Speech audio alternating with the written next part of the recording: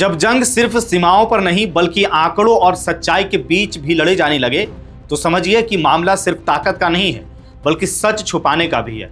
और जब दुनिया की सबसे बड़ी ताकत पर ही सवाल उठने लगे तो कहानी और भी गंभीर हो जाती है। क्या मिडिल ईस्ट में चल रही इस जंग में सब कुछ वैसा ही है जैसा दुनिया को दिखाया जा रहा है, या फिर इसके पीछे एक ऐसी सच्चाई छुपी है जो अब धीरे धीरे सामने आ रही है? क्या है पूरी खबर, चलिए जानते हैं।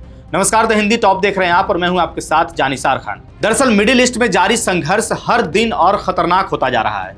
एक तरफ डोनाल्ड ट्रंप के नेतृत्व में अमेरिका है जो इजराइल के साथ मिलकर के ईरान पर लगातार हमले कर रहा है, तो दूसरी तरफ ईरान है जो लंबे समय से प्रतिबंधों के बावजूद जवाब देने की कोशिश कर रहा है। इस टकराव में अब तक हजारों लोगों की जान जा चुकी है और हालात लगातार बिगड़ते जा रहे हैं। लेकिन इसी बीच एक नई रिपोर्ट ने पूरे मामले को एक अलग दिशा दे दी है। रिपोर्ट के मुताबिक आपको बताएं कि इस जंग में सिर्फ ईरान ही नुकसान नहीं झेल रहा है बल्कि अमेरिकी सेना को भी भारी कीमत चुकानी पड़ रही है।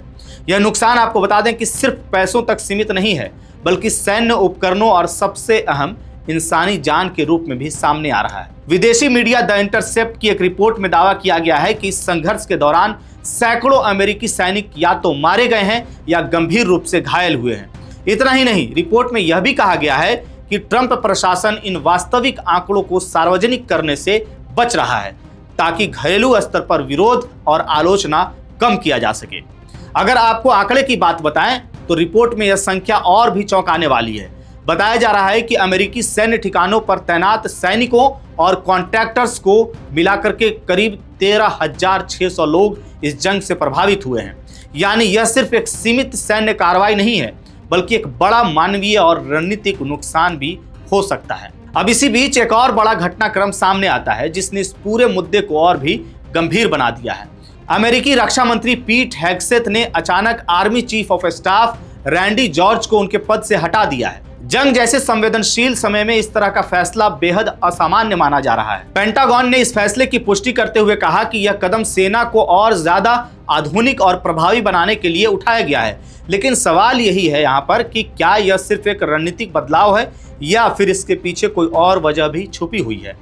इतना ही नहीं, खबर यह भी है कि दो और वरिष्ठ अधिकारियों जनरल डेविड होडन और मेजर जनरल विलियम ग्रीन को भी उनके पद से हटाया गया है। यानी यह सिर्फ एक व्यक्ति का मामला नहीं है बल्कि पूरी सैन्य नेतृत्व व्यवस्था में बड़ा बदलाव देखने को मिल रहा है। अब इन सभी घटनाओं को अगर एक साथ जोड़ करके देखें तो तस्वीर और भी साफ होती है। एक तरफ जंग तेज हो रही है, दूसरी तरफ नुकसान के आंकड़ों पर सवाल उठ रहे हैं और तीसरी तरफ सेना के शीर्ष स्तर पर बड़े फैसले लिए जा रहे हैं।